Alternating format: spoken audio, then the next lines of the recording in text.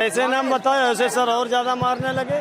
फिर 400 लोग को और बुला लिया और सर मारने लगे। हल्ला हो रहा है, फिर जवाबदारी। नमस्कार, मैं संगीता यादव और आप देख रहे हैं आप अभी तक। शुरुआत करते हैं अपने प्रोग्राम जराइम की। आज हम फिर एक नया जुल्म का पन्ना लेकर आए हैं और आपको बता दें, रक्षाबंधन के मौके पर इंदौर में रविवार को फेरी लगाकर चूड़ी बेच रहे 25 वर्षीय युवक को 5-6 लोगों की एक समूह ने कथित तौर पर नाम पूछकर पीट दिया।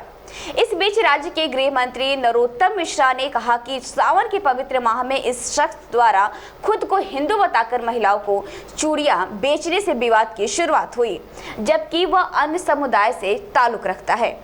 घटना का वीडियो वायरल होने पर मचे बवाल के बाद शामिल लोगों के खिलाफ सांप्रदायिक सौहार्द बिगाड़ने तथा अन्य संगीन आरोपों में प्राथमिक दर्ज की गई है। क्या हुआ आपके हाथ? मारपीट हुई, चूड़ी ऐसे नाम बताए, ऐसे सर और ज्यादा मारने लगे। फिर 400 लोग को और बुला लिया और सर मारने लगे। हल्ला हो रहा है, फिर जवाबदारी। अब आप खुद सोच सकते हैं कि अगर धर्म के नाम पे किसी को पीट दिया जाए, किसी को बस इसलिए पीट दिया जाए क्योंकि उसने अपनी पहचान छुपाई है।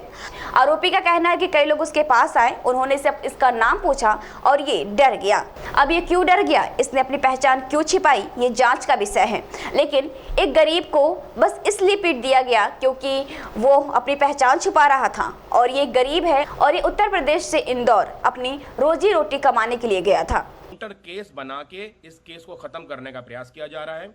पुलिस प्रशासन ने जिसकी लिंचिंग हुई है, जिसको मारा है बीजेपी के गुंडों ने, उसके खिलाफ पॉस्को एक्ट की सेक्शन 3 के तहत एफआईआर रजिस्टर्ड कर ली है। मुझे लगता है ये संवैधानिक प्रक्रिया का, डेमोक्रेटिक सिस्टम का वायलेशन है और सुप्रीम कोर्ट की गाइडलाइंस का भी वायलेशन है। मेरा ये मानना है कि मध्य प्रदेश शासन सरकार के दबाव में काम कर रहा है और इस केस को जो कि एक बहुत सीरियस ऑफेंस था, इसको खत्म करने का प्रयास किया जा रहा है। दोस्तों, ये बात यही खत्म नहीं होती है। मॉब लिंचिंग की घटनाएं 2014 से 31 जुलाई 2018 तक देश में मॉब लिंचिंग की जो 109 घटनाएं सामने आई है, उनमें 82 भाजपा शासित राज्यों में हुई है। इंडिया सस्पेंड के अनुसार मॉब लिंचिंग के 97% मामले 2014 में नरेंद्र मोदी के प्रधानमंत्री बनने के बाद ही सामने आए हैं और इनके मुख्य वजह सांप्रदायिक ही रही है। एक रिपोर्ट के मुताबिक ऐसी घटनाओं में मई 2015 से दिसंबर 2018 के बीच भारत के 12 राज्यों से कम 44 लोग मारे गए,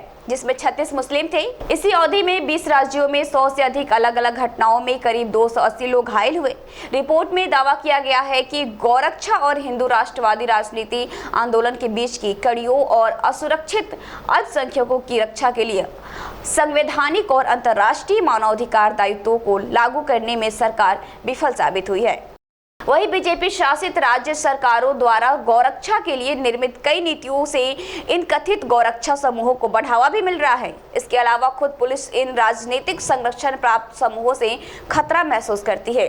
पुलिस को इन गौरक्षकों के प्रति सहानुभूति रखने, कमजोर जांच करने और उन्हें खुली छूट देने के लिए राजनीतिक दबाव का सामना करना पड़ता है, जिससे इन गौरक्षकों को राजनीतिक आश्रय और मदद मिलती है।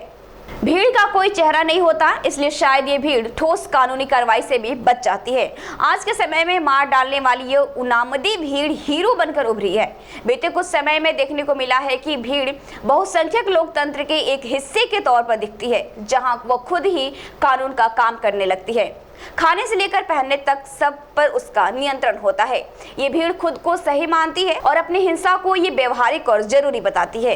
अफराजुल व अखलाक के मामले में भीड़ की प्रतिक्रिया और कठुआ व उन्नाव के मामले में अभियुक्तों का बचाव करना दिखाता है कि भीड़ खुद ही न्याय करना और नैतिकता के दायरे तय करना चाहती है। हालांकि इन तमाम मामलों के संबंध में कई लोगों का मानना है कि भीड़ तानाशाही व्यवस्था का ही विस्तार है। भीड़ सभ्य समाज की सोच समझने की क्षमता और बातचीत के मसले सुलझाने का रास्ता खत्म कर देती है। फिलहाल हमारे आज के प्रोग्राम में इतना ही। बाकी की खबरों के लिए जुड़े रहिए हमारे न्यूज चैनल आप अभी तक के साथ।